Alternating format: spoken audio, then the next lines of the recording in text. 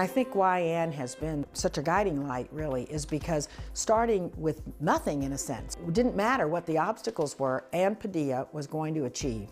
And I think when you meet her, she's so charming and gracious, you don't realize that there's a woman of steel behind that there's a warrior for change and for goodness there. And make no mistake, Ann Padilla is a force to be reckoned with.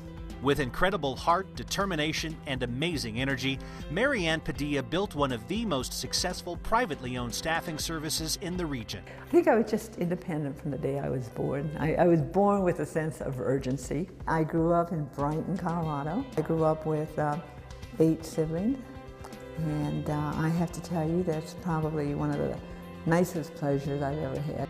After graduating from CU in 1964, she landed her first job at an employment agency. But after 10 years, she wanted to move on, so she decided to start her own business.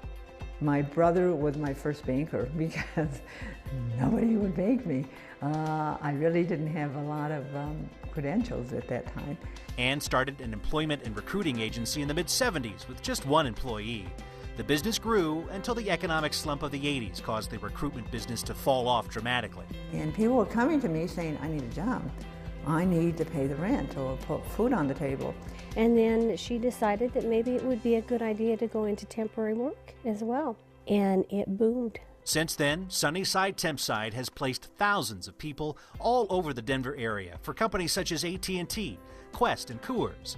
But for Ann, it's always been about so much more than helping someone just find a job. She was responsible for counseling and helping many of those clients that she had with life experiences. I think she was able to make her business successful by personalizing it and caring about people. At the request of a dear friend, Ann became a founding partner in a telephone communications company that serves the rural communities in 4 states.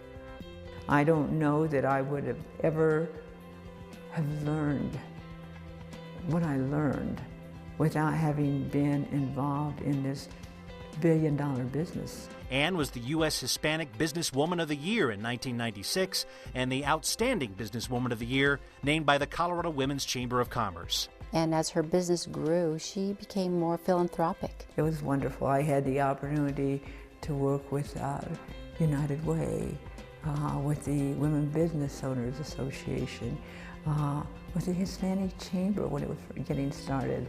From the local level to starting organizations to serving at the highest level, Ann has that vision. One cause that's very close to Ann's entire family is the Donor Awareness Council. In fact, Ann herself needed a kidney transplant. She didn't want me to donate. She said, no, you have small children. Those kids are important. What if you need your kidney? And I said, I need you. You are the biggest part of my life. For somebody to have a vision of themselves that they could be able to do what she's done with her life, start one of the most successful small businesses in our state and serve on all kinds of boards from the DCPA to women's groups, you have to look at a person that has an incredible amount of vision about what could be. She is just a tremendous businesswoman. She's a tremendous contributor to the community. Ann is like a wonderful present that you open up and you're excited about. She's wonderful.